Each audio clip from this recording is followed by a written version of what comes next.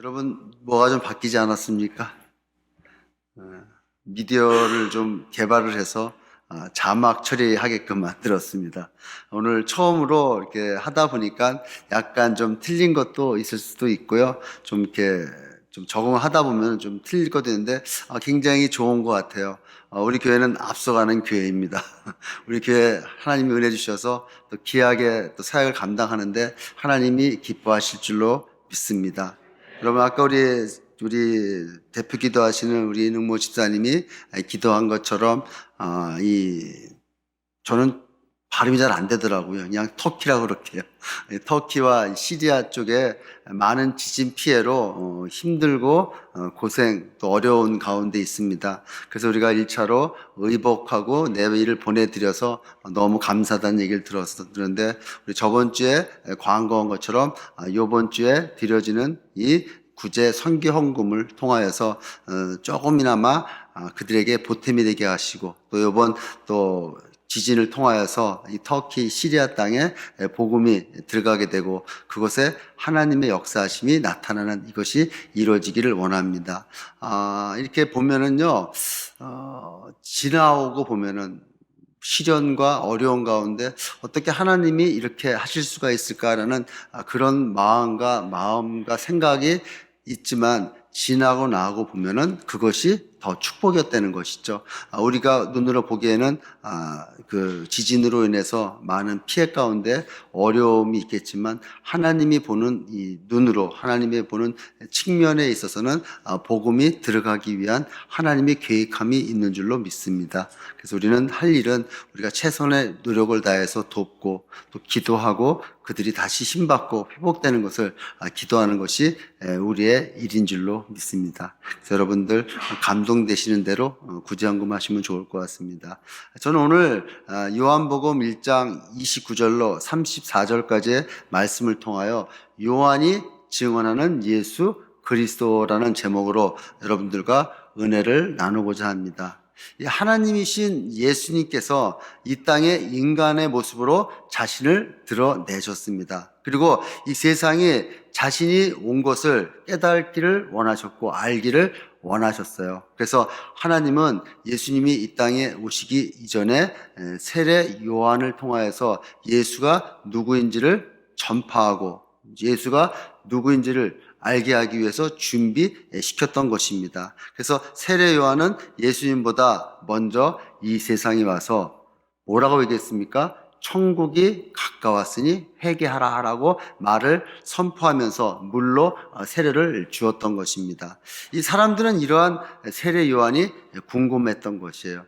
여러분, 이 이스라엘 백성들은 이 당시에 자기들을 구원해 줄 그 메시아, 이 그리스도를 기다리고 있었어요. 로마의 압정에서 어려운 가운데 구약에서 하나님이 예언하신 그 말씀을 통하여서 그리스도가 언제 오는지, 그 메시아가 우리를 언제 구원해 줄지 기다렸던 그들에게 이 세례 요한의 행동은 그가 혹시 그리스도가 아닌가 하는 오해를 불러일으켰습니다. 그래서 예루살렘에서 많은 레위인과 제사장들이 이 세례 요한한테 오게 되는 것이죠.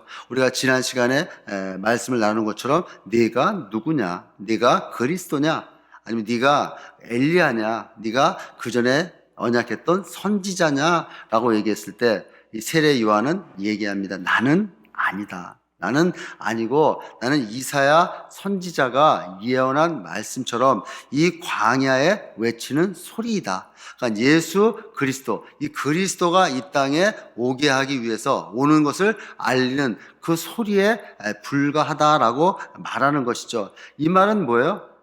예수님의 길을 예비하기 위해서 예비하라고 하나님이 보내신 사람이라는 그런 말의 뜻이죠. 그래서 오늘 요한복음 1장 31절의 말씀에 보면은 나도 알지 못하였으나 내가 와서 물로 세례를 베푸는 것은 그를 이스라엘에 나타내려 함이라 하니라. 요한이 물로 세례를 베푸는 것도 그를 곧 그리스도를 이스라엘에게 나타내게 하려고. 그러니까 세례 요한은 세상이 알지 못하는 예수 그리스도가 이 땅에 드러나게 하는, 또 예수 그리스도가 누구인지를 알리는 그 일을 감당하는 그런 사람이다라고 말하고 있는 것이에요. 근데 오늘 말씀에서 보면은 이 세례 요한은 이때까지도 자신도 그리스도가 누구인지를 알지 못하였다는 거예요. 나도 알지 못하는 그런 예수 그리스도의 올 길을 예비합니다. 여러분들도 잘 알고 있는 것처럼 이 세례 요한은 이 예수님하고 친척지간이에요. 그러니까 자기가 그 친척지간임에도 불구하고 예수님이 하나님께서 이 세상에 나타내고자 했던 그리스도인 것을 확실하게 알지 못했다는 것이죠. 그런데 예수님이 이 세상에 나타날 시간이 오게 됩니다. 종교 지도자들과 또 자신이 누구인지를 나눴던 이 대화가 끝난 그 다음 날 예수님이 이 세례 요한에게 세례를 받으러 온 거예요. 일단 이때 예수님이 세례를 받으러 오는 그때에 하나님이 이 세례 요한에게 알게 하시는 겁니다. 이 예수, 자기에게 세례를 받으러 온 그 예수가 그리스도임을, 또 그 예수가 바로 네가 기다리고 네가 소리치는 그 예수 그리스도임을 알게 되는 것이죠. 그리고 사람들에게 말합니다. 예수 그리스도가 누구인지를 얘기하는 것이죠. 저는 오늘 본문 말씀을 중심으로 세례 요한이 증언하는 예수 그리스도는 누구인지, 그 예수 그리스도를 통해서 우리는 어떻게 살아나가야 되는지를 살펴보면서 은혜를 나누고자 합니다. 여러분, 오늘 이 말씀은 복음의 핵심이에요. 우리가 예수 그리스도를 믿는 그 이유가 무엇인지, 왜 예수를 통하여서 우리가 구원을 받는 것인지, 또 왜 하나님은 예수 그리스도를 이 땅에 보내주셨는지, 이 말씀을 여러분들이 잘 깨닫고 여러분들 이 말씀을 잘 소화하시면은 여러분들 신앙생활 하실 때 흔들림이 없는 줄로 믿습니다. 첫 번째로 요한이 증언한 예수 그리스도는 세상 죄를 지고 가는 하나님의 어린 양인 것입니다. 오늘 말씀 29절의 말씀 보면은 이튿날 요한이 예수께서 자기에게 나오심을 보고 이르되 보라 세상 죄를 지고 가는 하나님의 어린 양이로다라고 말합니다. 이 세상 죄를 짊어지고 가는 하나님의 어린 양이다라고 증언하는 거예요. 여러분, 이 말씀은 우리가 직면하고 있는 이 위기의 실체, 우리가 살아가면서 지금 우리가 무엇이 잘못되고 있는지를 알려주는 그 말씀입니다. 그럼 뭐예요? 바로 우리들의 죄 문제라는 것이죠. 여러분, 로마서 3장 23절에 보면은 모든 사람이 죄를 범하였음에 하나님의 영광에 이르지 못하였더니, 이 사람들, 이 인류에 처한 그 실상이 뭐예요? 죄라는데 이 죄 문제를 가르쳐 주는 거예요. 여러분, 세상 죄를 짊어지고 가는, 세상 죄를 지고 가는 하나님의 어린 양. 그러니까 이 세상의 죄가 문제가 있기 때문에, 이 죄의 실상이 드러나기 때문에, 이것이 치유가 안 되기 때문에 하나님은 어린 양을 보내주셨다라고 말하고 있는 거예요. 여러분, 이 죄 문제가 해결되지 않으면 우리는 힘들고 어려운 가운데 살고 있게 되는 것이죠. 여러분, 이 죄는 마치 이 질병이 자각 증세 없이 진행되다가 나중에 이것이 알려지게 되면, 이것이 밝혀지게 되면은 심각하게 치료하지 못하는 그런 거와 마찬가지로 이 죄도 우리에게 자각 증세가 없게 되고 이 질병보다 더 큰 위험에 직면하게 된다는 것이죠. 그것은 뭐예요? 이 죄 문제가 해결되지 못하면 영원히 죽을 수밖에 없는 그 죽음의 골짜기로 가게 된다는 것이죠. 즉 지옥에 가게 된다는 것입니다. 여러분, 많은 사람들이 그래요. 지옥 이렇게 얘기하면 거부감을 느낍니다. 지금이 어느 때인데 지옥 얘기를 하고 있어. 근데 그렇지가 않다네요. 성경에 보면은 분명히 말하고 있습니다. 로마서 6장 23절의 말씀에 보면은 죄의 삭은 사망이요라고 말합니다. 여러분, 이 사망이란 말은 바로 영원한 지옥의 형벌을 의미하는 거예요. 여러분, 지옥은 어떤 곳입니까? 하나님이 함께 하시지 않는 곳, 빛이 비치지 않는 그런 어둠과 같은 그런 곳이 바로 지옥인 것이죠. 여러분, 이 지옥에 가는 그 길이 뭐예요? 죄 때문에 그 길로 가게 된다는 거죠. 그래서 뭐예요? 인류에게 가장 시급하고 가장 급한 문제, 가장 해결해야 될 문제가 바로 이 죄에 대한 진단과 처방을 구하는 것이죠. 여러분, 이 죄의 문제에 대한 정확한 진단과 이 죄에 대한 이 실체를 아는 것은 우리 인간의 힘으로 도저히 알 수가 없다는 거예요. 그래서 예수님이 이 땅에 오시게 된 그 목적인 것입니다. 그래서 이 모든 사람들이 죄를 통하여서 나타났기 때문에 하나님은 우리의 인간의 힘으로 이것을 해결할 수 없기 때문에 당신의 독생자인 예수 그리스도를 어린 양으로 이 땅에 보내주신 것이죠. 그래서 예수님은 하나님의 어린 양으로 이 땅에 친히 속죄 제물로 오시게 된 것입니다. 그래서 마가복음 10장 45절에 보면은 인자에 온 것은 섬김을 받으려 함이 아니라 도리어 섬기려 하고 자기 목숨을 많은 사람의 대속물로 주려 함이니라. 하나님이신 그분이 이 땅에 섬김을 받는 것이 아니라 자신을 대속물로 주기 위해서 자신이 인간들을 대신해서 이 죄 문제를 해결하기 위한 대속 제물로 이 땅에 오셨다라고 말하고 있는 것이죠. 도저히 해답을 찾을 수 없는 이 죄라는 문제를 해결하는 처방은 바로 예수 그리스도를 통해서 하나님이 마련해 놓으신 것입니다. 그래서 예수님의 죽음은 이 세상의 어떤 죽음보다 가치 있는 죽음이요, 또 희생적인 죽음이요, 우리에게 축복인 죽음인 줄로 믿습니다. 여러분, 많은 사람들이 그래요. 그 당시에 예수님이 정치적으로 그 유대 지도자들과 정치적으로 싸우다가 짐으로 말미암아 파워게임으로 말미암아 죽었다라고 얘기하는 그런 쓸데없는 얘기하는 사람들도 많이 있습니다. 예수님은 그 정치적인 거나 그 모든 것이 아니라 우리를 위해서 그 십자가에 못 박혀 죽으신 그 의미를 우리는 잘 깨달아야 된다는 것이죠. 우리는 그분의 죽음이 있었기에 하나님 앞에 나아갈 수 있고, 또 예수님의 죽으심으로 말미암아 우리는 죄의 속박에서 벗어나게 되고 죄의 노예에서 이제 하나님의 축복된 자녀로 살아나갈 수가 있는 것입니다. 여러분, 이런 예수님의 이 죽음의 실체를 우리는 알지 못하는 그런 삶은 너무 힘겨운 삶, 너무 어려운 삶이라는 것이죠. 그래서 예수님은 하나님이 보내신 어린 양이라는 것이에요. 여러분, 이 어린 양은 이스라엘 사람들에게 있어서는 이 단순한 그 양식이나 그런 동물로 보여지지 않는 것입니다. 어린 양은 죄로 인해 죽을 수밖에 없는 사람들을 살리는 희생 제물로 이스라엘 백성들은 깨닫고 알고 있는 것이에요. 여러분, 우리 6월절 이야기를 잘 아시지 않습니까? 이스라엘이 애굽에서 노예로 있을 때 그들의 장자를 살렸던 것도 바로 어린 양의 피인 거예요.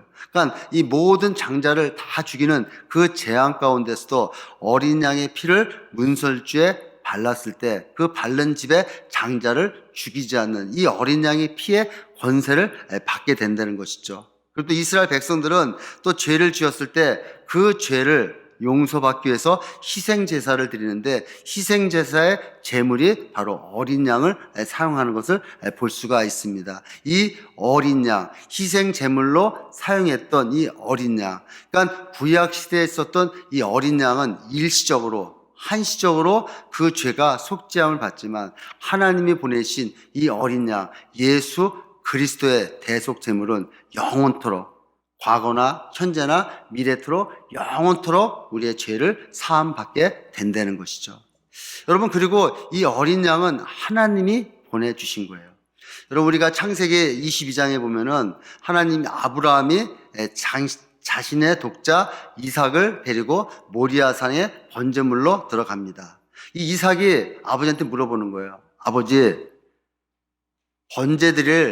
번제에 쓸 불과 번제에 쓸 이 나무는 있는데 번제물은 어디 있습니까? 라고 얘기할 때 이 아브라함이 이야기합니다. 아들아, 하나님께서 자신을 위하여 어린 양을 준비하셨다라고 얘기합니다.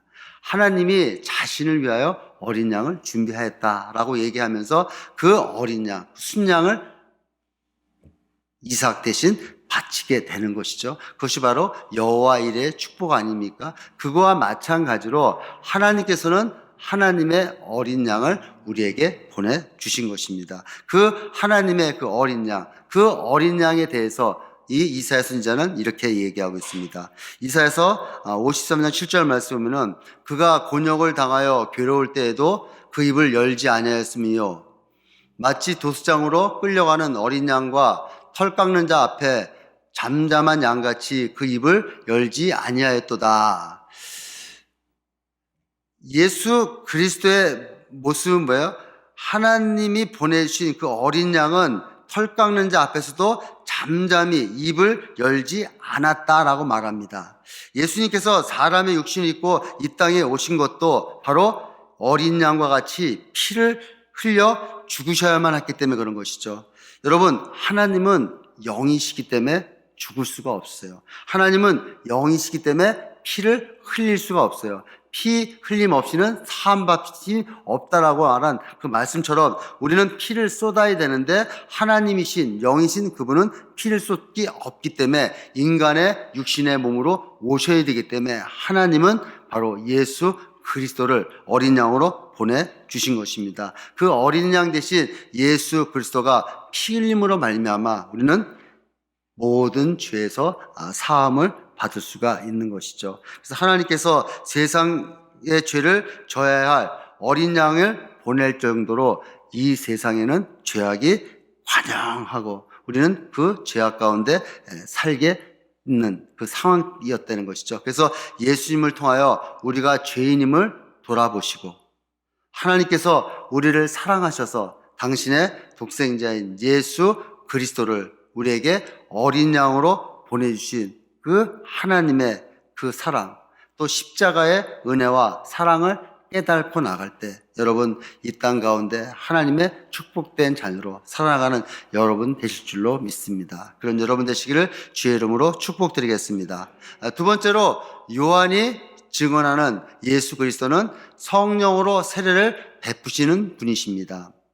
여러분, 예수 그리스도는 성령으로 세례를 베푸시는 분이라고 하는데 이 말의 뜻은, 이 말의 의미는 무슨 의미냐면 예수를 믿고 예수로 말미암아 성령 세례를 받는 것을 말하는데 이 성령 세례를 받아야지만이 구원에 이르게 된다는 것입니다.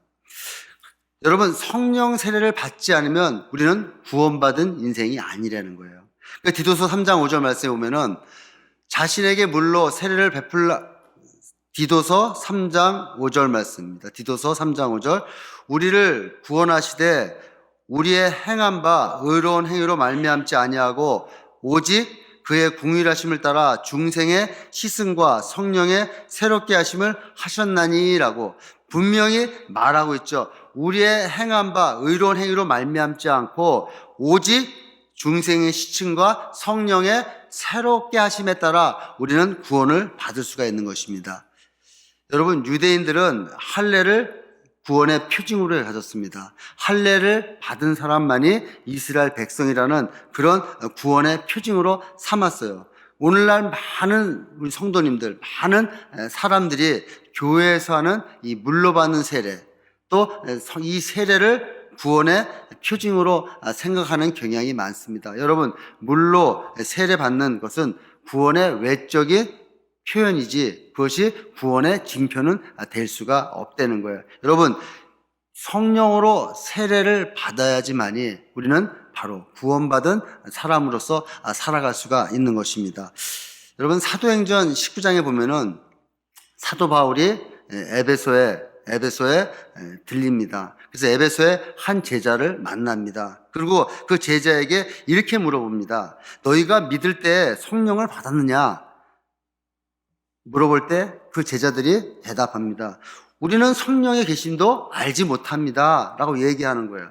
여러분, 이 제자들은 구원받은 사람들이 아닌 거예요. 그때까지 구원에 이르지 못한 거예요. 왜냐하면 예수님을 믿고 그 이름으로 세례를 받아 구원을 얻은 자들은 반드시 성령이 임하게 되어 있기 때문에 그렇습니다. 그래서 사도행전 2장 38절 말씀에 보면은 베드로가 가로되 너희가 회개하여 각각 예수 그리스도의 이름으로 세례를 받고 죄 사함을 받아라. 그리하면 성령의 선물을 받으리니. 그러니까 우리가 예수 그리스도의 이름으로 세례를 받을 때 성령이 우리에게 임하는 그 성령의 선물을 받는다는 거예요. 그러니까 뭐예요?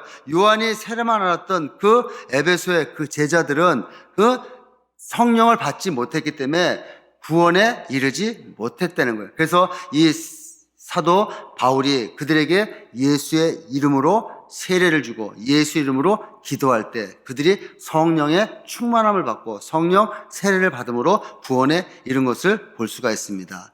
사랑하는 우리 소명교회 성도 여러분, 여러분들은 다 성령을 받으셨습니까? 여러분, 성령 세례를 받아야 구원에 이르게 됩니다. 성령 세례를 받아야 우린 구원받은 자로서의 삶을 살아갈 수가 있는 것입니다. 여러분, 성령 세례는 어떻게 받습니까? 다른 거 없습니다. 예수 그리스도를 진심으로 믿는 거예요. 예수 그리스도를 나의 삶의 주인으로 모시는 거예요. 나의 삶의 모든 것은 예수 그리스도가 주인이고 나는 그 주인이 행하는 종일 뿐입니다라고 고백하는 그것이 바로 성령 세례를 받는 것입니다. 우리가 예수를 나의 구주로 영접할 때 또 나의 구주로 영접하는 그 믿음으로 살아나갈 때 그분의 영이신 성령이 우리 안에 내주하는 줄로 믿습니다. 사랑하는 우리 소명교회 성도 여러분들은 성령 세례를 다 받으셨기 때문에 다 구원에 이르러서 다 천국에서 만날 줄로 믿습니다. 여러분, 그래서 이 성령 세례를 받는 것은 참 중요합니다. 그래서 입으로 주여 주여 외치지 말고 진정으로 예수님을 주님으로 영접하여 섬기시는 여러분 되시기를 주의 이름으로 축복드리겠습니다. 그래서 로마서 8장 9절 말씀 보면은 만일 너희 속에 하나님의 영이 거하시면 너희가 육신에 있지 아니하고 영에 있나니 누구든지 그리스도의 영 없으면 그리스도의 사람이 아니라. 우리 안에 성령이 없으면 우리는 그리스도의 사람이 아니다라고 말하고 있습니다. 여러분, 이렇게 성령 세례가 왜 필요하고 이것이 왜 더 중요하냐면요. 이 성령 세례를 받아야지 우리는 온전히 신앙생활을 할 수가 있는 것입니다. 여러분, 제가 처음 예수를 믿었을 때 목사님이 이렇게 복음을 전하고 그 복음을 통하여서 예수를 구주로 영접했어요. 그 예수를 구주로 영접하고 집에 와 있는데 제가 미국에서 이제 처음 예수를 믿었잖아요. 한국에서 여행 왔다가 예수를 믿었으니 갈 데가 없잖아요. 저희 형님 집에 있는데 저보고 요한복음을 읽으라는 거예요. 차가 있어야지 어딜 가지 않습니까? 그냥 주구장창 요한복음만 읽었어요. 근데 요한복음에 나오는 이 말씀이 참 믿어지는 거예요. 근데 이것이 내 마음 쪽으로 믿어지지가 않아요. 이렇게 살면 좋겠구나. 그래, 하나님이니까 그렇겠지. 그러니까 나하고는 아무 상관이 없는 거예요. 오병이어의 기적이 일어났다. 그래, 나도 예수 믿으면은 이렇게 오병이어의 기적을 통하여서 내가 망해가는 회사가 잘 이루어지겠지 하는 그런 마음으로 믿었지, 이 말씀이 내 안에 진정으로 믿어지지가 않았다는 거예요. 근데 며칠 후에 집으로 목사님이 오시면서 다시 한번 예수의 복음을 전하게 되고 예수의 조언을 받게 되고 같이 뜨겁게 기도할 때 성령 세례를 받게 되었습니다. 그래서 성경을 읽으면서 요한복음을 읽으면서 예수를 믿으려고 요한복음 성경을 읽었는데 성령을 받고 보니까 그냥 믿어지는 거예요. 그냥 이 말씀이 깨달아지는 거예요. 그냥 이 말씀대로 살아야겠다라는 그런 마음이 들더라는 것이죠. 여러분, 이 성령 세례는 그래서 필요한 것입니다. 여러분, 우리가 살아가면서 성령 세례를 받지 않으면 우리의 믿음 생활을 제대로 할 수가 없어요. 우리가 성령 세례를 받아야지만이 성령이 충만함을 받아서 하나님의 마음을 헤아릴 수가 있고 그 하나님의 마음을 깨닫기 때문에 하나님이 원하시는 삶을 살 수가 있는 것입니다. 그래서 고린도전서 2장 10절 말씀 보면은 오직 하나님이 성령으로 이것을 우리에게 보이셨으니 성령은 모든 것 곧 하나님의 깊은 것이라도 통달하시느니라. 하나님 마음속에 있는 이 깊은 것을, 하나님 마음속에 있는 깊은 내면의 그 하나님의 계획을 깨달는 것은 바로 성령이 우리에게 임해야 된다는 것이죠. 여러분, 성령이 우리에게 임해야지 하나님의 진정한 뜻이 깨달아지고 하나님의 마음을 우리가 헤아릴 수가 있는 것입니다. 성령이 함께할 때 내 뜻이 아니라 하나님의 뜻대로 우리는 살아나갈 수가 있는 것이죠. 그리고 하나님의 뜻이 오해가 생기지가 않는 거예요. 여러분, 우리 아까도 말씀드렸지만 튀르키예하고 시리아에 지진이 일어났습니다. 세상 사람들이 봤을 때는 어렵겠다.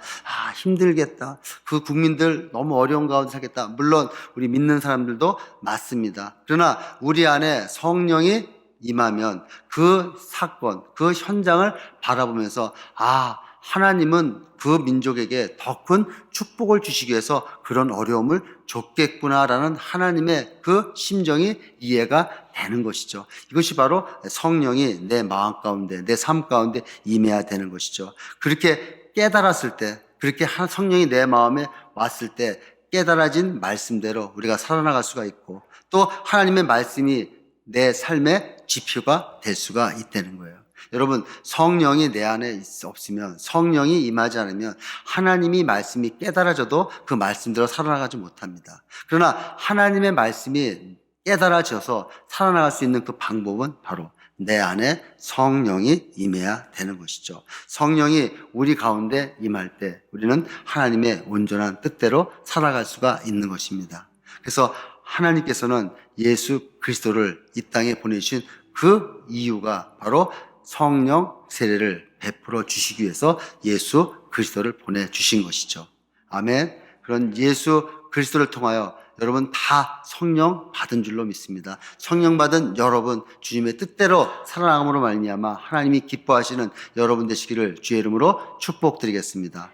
세 번째로 요한이 증거한 예수 그리스도는 바로 하나님의 아들이십니다. 오늘 34절 말씀에 보면은 내가 보고 그가 하나님의 아들이심을 증언하였노라 하니라. 여러분, 이 사도 바울에게, 세례 요한에게 하나님의 음성이 들려졌는데 그것은 뭐예요? 하나님의 음성 들렸는데 그 예수가 바로 하나님의 아들, 내 기뻐하는 아들이다 라고 얘기하는 것입니다. 여러분, 이 말의 뜻이 뭐예요? 이 예수 그리스도는 본질적으로 하나님이라는 거예요. 하나님과 동등됨을 취하는 하나님, 그 존재라는 것이죠. 여러분, 우리에게 어린 양으로 희생제물을 주신 그 인간의 모습으로 오신 그분이 바로 하나님이시라는 거예요. 우리에게 세례를 베풀어 주시는 그분이 바로 하나님이시라는 거예요. 여러분, 이 모든 것은 하나님이시기 때문에 감당한 그 예수 그리스도를 하나님이라고 인정했을 때 우리는 예수가 하시는 그 모든 일을 이해하고 깨닫고 나아갈 수가 있는 것입니다. 여러분, 이 예수 그리스도가 하나님이심을 몰랐던 이 이스라엘 백성들, 이 유대 종교자들이 예수님의 그 행적을 통하여서 그를 십자가에 못 박혀 죽게 만든, 그를 모욕하고 그를 수치 가운데 낫게 했다는 거예요. 지금도 마찬가지입니다. 많은 사람들이 신앙생활 하시면서 하나님은, 예수 그리스도는 하나님이 아니시다라고 얘기하는 그런 이단들이 너무너무 많은 것이에요. 여러분, 여호와 증인이 왜 이단입니까? 그들은 예수님을 하나님으로 보지 않는 거예요. 그들은 선지자로 보는 거예요. 여러분, 예수 그리스도는 하나님의 아들이십니다. 우리는 하나님의 아들, 하나님의 본체이신 예수 그리스도로 말미암아 우리는 구원을 받았고, 예수 그리스도로 말미암아 우리는 성령 세례를 받았고, 예수 그리스도로 말미암아 우리는 이 땅 가운데 하나님의 자녀로서 누리며 살아나갈 수가 있는 것이죠.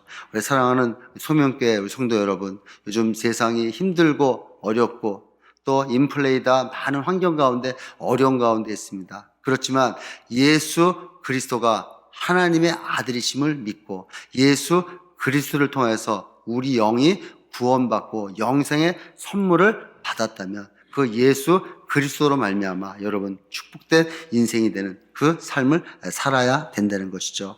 오늘도 하나님께서 세례 요한을 통하여 이 땅에 처음 드러내게 하신 예수님의 모습을 보면서 우리를 구원하시는 하나님의 은혜를 더더욱 누리시고 또한 하나님께서 더욱 사랑받고 기쁨을 드리는 예수님과 같이 하나님의 자녀로서 주시는 은혜를 누리며 살아나가시는 여러분 되시기를 주의 이름으로 축복드리겠습니다.